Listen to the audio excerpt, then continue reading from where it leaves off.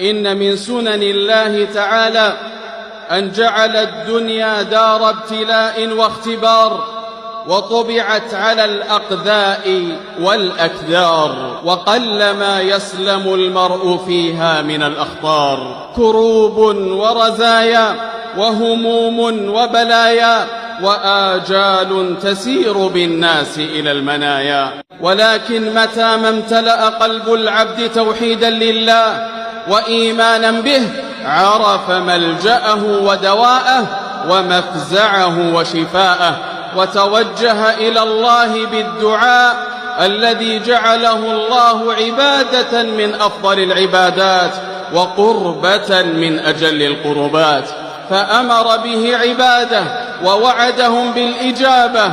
قال سبحانه: ادعوني أستجب لكم. وقال صلى الله عليه وسلم: الدعاء هو العبادة. رواه أحمد.